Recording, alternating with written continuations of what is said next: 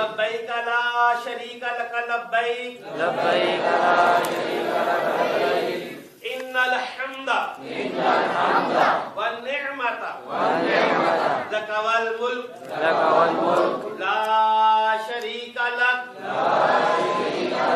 لبیک اللہم لبیک اللہم لبیک لبیک لا شریک لک لبیک لبیک لا شریک لک لبیک ان الحمد ان الحمد والنعمت والنعمت لک والملک لک والملک لا شریک لک لا شریک لک لبیک لبیک اللہم لبیک اللہم لبیک لبیک لا شریک لک لبیک لبیک لا شریک لک لبیک ان الحمد ان الحمد والنعمت والنعمت اور دوسرا فرض ہے خانے کعبے کا طواف کرنا، اس کے 7 چکر ہوتے ہیں۔ دوسرا فرض کون سا ہے؟ دوسرا فرض کون سا ہے؟ دوسرا فرض کون سا ہے؟ شاباش۔ تو یہ 2 فرض ہیں، پہلا فرض محرم ہونا، دوسرا فرض ہے خانے کعبے کا طواف کرنا۔ اب اگلے 2 واجب ہیں۔ پہلا واجب ہے صفا مروہ کی سعی کرنا۔ صفا مروہ 2 پہاڑیاں تھی، اب وہ پہاڑیاں ختم ہو چکی ہیں لیکن ان کے نشانات موجود ہیں۔ تو صفا مروہ کی سعی کرنا یہ پہلا واجب ہے، ٹھیک ہے جی۔ پہلا واجب کون سا ہے؟ صفا مروہ کی سعی کرنا۔ اور دوسرا واجب جو ہے، جب سعی سے بندہ مومن فارغ ہو جاتا ہے اس وقت حلق کرانا، پورے سر کی ٹنڈ کرا دینا، یا چلو ایک 2 چکر لگاتے ہیں، فرماتے نہیں پڑھ سکیں گے، اللہ کے پاس ہے 40 پڑھ لو، کرتے کرتے 40 پڑھ لو۔ ایک تولیہ اور ایک چادر ہر موسم میں یہ بہترین ہوتا ہے۔ اگر آپ 2 تولیے لے لیں یہ بھی جائز ہے، 2 چادریں لے لیں یہ بھی جائز ہے، لیکن میرے شیخ طریقت امیر اہل سنت نے دعوت اسلامی کے مدنی ماحول میں جب یہ مجلس حج عمرہ بنائی تو اس میں بہترین احرام جو ہے نا وہ فرمایا کہ تیمم کے طور پہ باندھنے کے لیے چادر اچھی ہوتی ہے کہ اس کا وزن کم ہوتا ہے، یہ گرتی نہیں ہے۔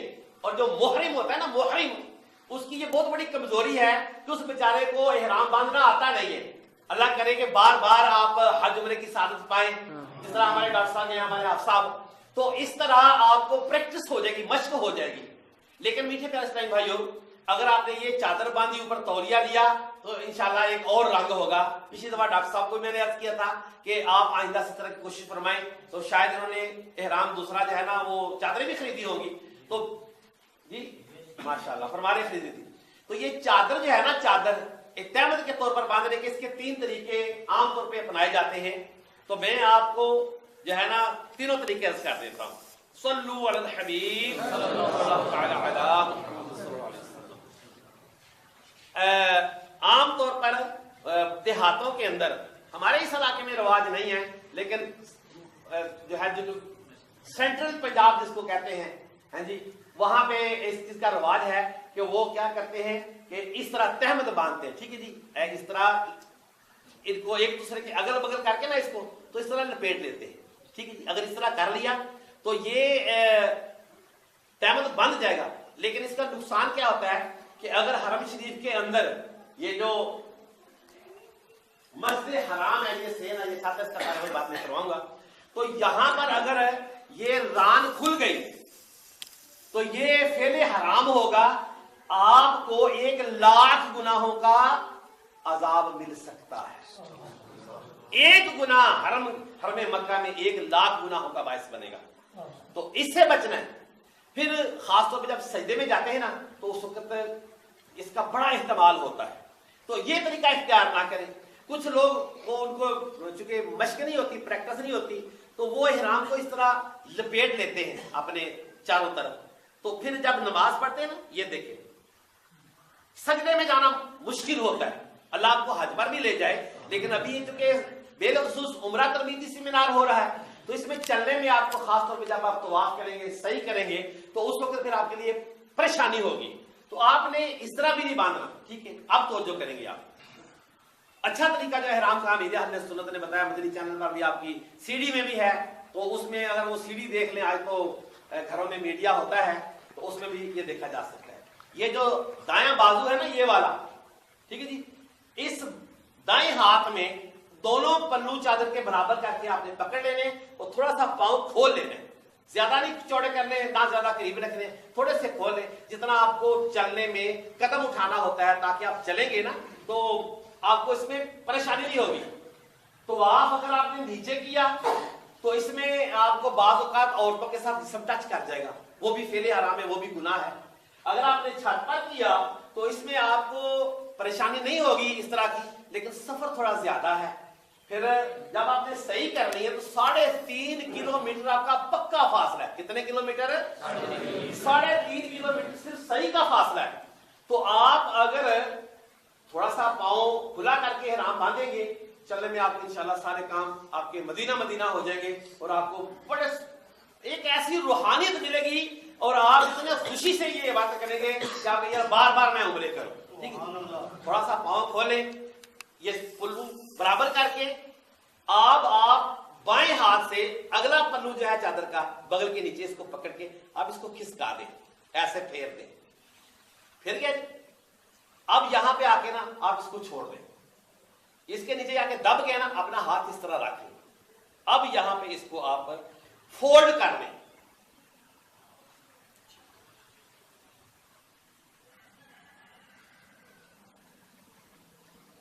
اس طرح آپ نے احرام اگر باندھا, اب آپ کو اس کے نیچے اس کے اوپر یہ بیلٹ باندھنے کی حاجت نہیں ہوگی. یہ بیلٹ جو ہے نا, یہ عام طور پر لوگ اس نیت سے باندھتے ہیں کہ یار میرا احرام کھل نہ جائے, تو یہ نیت کرنا یہ مکروہ ہے. ٹھیک ہے جی, آپ اس نیت سے باندھیں کہ میں اس میں اپنا کارڈ, اپنے پیسے, اپنا موبائل رکھ لوں گا, تو اب آپ اس پر چاہیں تو یہ بیلٹ باندھ لیں, نہیں تو اس کی جس طرح میں نے بتایا نا, اگر آپ نے اس طرح اس کو باندھا تو اللہ کے فضل و کرم سے آپ یہ عمرہ یا یہ طواف صحیح تو کیا 5 دن آپ حج میں رہیں گے انشاءاللہ, آپ کا قیامت نہیں اللہ کی رحمت سے کھلے گا.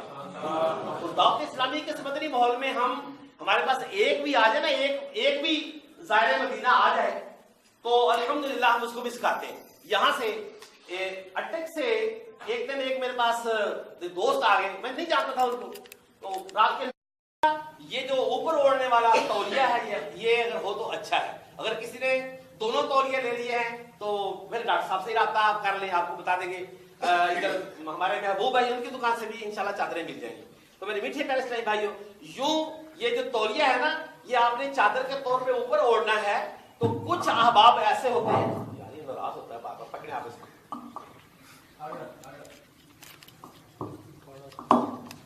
صلو علی الحبیب. اللہ تعالیٰ نے یہ جو انسانی باڈی ہے نا, اس کے وہ جو کنٹرول بنائے ہیں نا, وہ مختلف طریقے سے ہیں. مثال کے طور پر کچھ لوگ ہیں وہ چادر اوپر اوڑھتے ہیں تو بائیں طرف سے دائیں طرف اوپر اس طرح پھینکتے ہیں, ٹھیک ہے, اور کچھ جو ہیں وہ دائیں طرف سے بائیں طرف پھینکتے ہیں. یہ اللہ تعالیٰ کی طرف سے جو بناوٹ ہے نا, وہ اللہ نے جس کو جس طرح عطا کی اس طرح ہے. لیکن یہاں جب آپ نے عمرے کا یا حج کا احرام باندھنا ہے تو پھر آپ کی اپنی نہیں چلے گی, یہاں پر اس کا جو طریقہ ہے وہ چلے گا. وہ طریقہ کیا ہے کہ آپ نے یہ جو استوا کرنا ہوتا ہے, چونکہ یہ دائیں طرف سے دائیں کندھا ننگا کرنا ہوتا ہے, تو آپ کیا کریں گے کہ آپ زیادہ حصہ اس کا جو دائیں طرف کر لیں, ٹھیک ہے, تھوڑا حصہ بائیں ہاتھ میں رکھیں اور اپنے اس پلو کو بائیں کندھے کے اوپر ڈالنا ہے. جس طرح میں نے آپ کو پہلے عرض کیا نا کہ کچھ لوگوں کی عادت ہے دائیں طرف پھینکتے ہیں, کچھ کی بائیں طرف, لیکن جب احرام باندھنا ہے تو اس وقت ہماری مرضی نہیں چلے گی. ہماری مجبوری یہ ہے کہ ہم نے استوا کرنا ہے, اور استوا کرنے کے لیے ضروری یہ ہے کہ ہم اپنے دائیں طرف سے بائیں کندھے کے اوپر اس پلو کو پھینک لیں, اور اس طرح یہ ہمارا پیٹ تھک جائے گا. اور احرام کی حالت میں توجہ سے سنیں آپ کہ ایک انتہائی احتیاط کی ضرورت ہوتی ہے. وہ یہ ہوتی ہے کہ یہ جو ناف ہوتی ہے نا, ناف یہ سطر میں آتی ہے.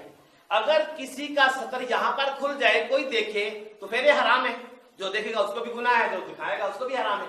لیکن حرم کے اندر اگر کوئی سطر کسی کو دکھائے گا تو 1,00,000 گناہ ملیں گے، اور جو دیکھے گا ایک بندہ تو اس کو 1,00,000 گناہوں کا عذاب دیا جائے گا۔ اور جو شخص کھلا کرتا ہے تو جس نے دیکھا سب کا گناہ جمع ہو کر اس کے نامہ اعمال میں لکھا جائے گا۔ تو میرے میٹھے اور پیارے اسلام جب اس کی ضرورت نہ جزاک اللہ خیر۔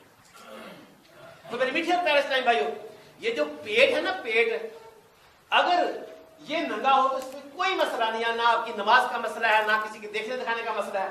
مگر یہ بات ذہن میں رکھے کہ حرم شریف کے اندر یا صحیح پر ادھر مینا میں، مزدلفہ میں، عرفات میں بہت سارے لوگوں کے نا جن کے پیٹ بڑے ہوتے ہیں نا، ان کی ناف ننگی ہوتی ہے، تو ناف ننگی رکھنا یہ بہت بڑا گناہ ہے احرام کی حالت میں۔ تو آپ نے یہ خیال کرنا ہے کہ یہ تہمد ہے نا، یہ ناف سے اوپر ہونا چاہیے۔ اب آپ کا یہ جو ہے نا احرام اس حالت میں آ جائے گا، ٹھیک ہے۔ تو میرے پیارے اور محترم اسلامی بھائیوں، احرام کی جب چادریں آپ نے پہن لی ہیں تو کوشش یہ کریں کہ جب آپ نے یہاں سے جانا ہے تو جہاز میں بیٹھنے کے بعد آپ جو ہے نا اس کی نیت کریں۔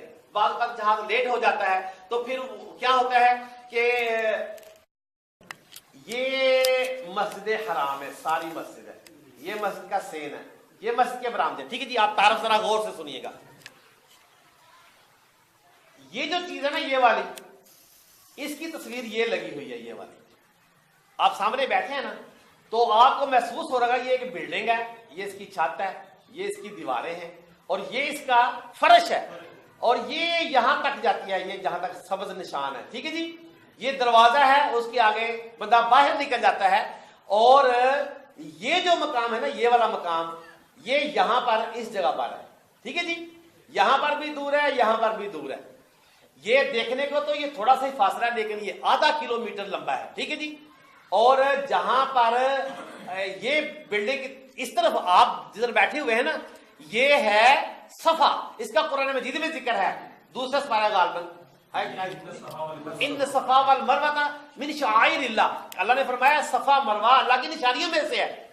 تو یہ جو مقام ہے نا، یہ والا مقام نا یار مجھے نہیں، یہ والا جو مقام ہے یہ صفا ہے، اور یہ سیدھا آگے جا کے یہ مروہ پہ ختم ہو جاتا ہے۔ پہاڑیاں ختم ہو چکی ہیں، نشانات باقی رہ گئے۔ لیکن یہ بات یاد رکھیں، بڑی اہم بات ہے کہ یہ جو حصہ ہے نا، یہ والا جس طرح یہ ہے، اس طرح یہ حصہ یہ مسجد سے باہر ہے۔ طواف آپ نے کرنا ہے خانہ کعبے کا یہ مسجد کی حد کے اندر اندر۔ اگر کوئی طواف کرتا کرتا یہاں سے باہر نکل گیا، صفا مروہ پر چلا گیا، اس کے راستے پہ چلا گیا، تو اس جگہ پہ آ جائے گا تو اس کا چکر پورا نہیں ہوگا۔ تو اگر 7 چکر اس نے اس طرح کر دیے تو اس کا عمرہ کا فرض بھی ادا نہیں ہوا۔ اگر اس نے 4 چکر تو صحیح کیے، ٹھیک ہے، 4 چکر صحیح کیے، لیکن 3 چکر جو تھے وہ ایسے کر دیے تو اس کا فرض ادا ہو گیا، لیکن اس میں اس کا واجب رہ گیا تو اس پر دم آ جائے گا۔ تو جس پر دم آ جائے گا وہ کیا کرے گا؟ وہ کیا کرے گا؟ نوجوانوں صبح فجر کی نماز پڑھا کرو، گرا کھولا کرو، 10 بجے صبح اٹھ دے گا، یہ معلوم بند کر دو کہ 10 بجے اٹھنا ہے۔ لبیک لا شریک لک لبیک، لبیک لا شریک لک لبیک، ان الحمد والنعمت لک والملک لک والملک لا شریک لک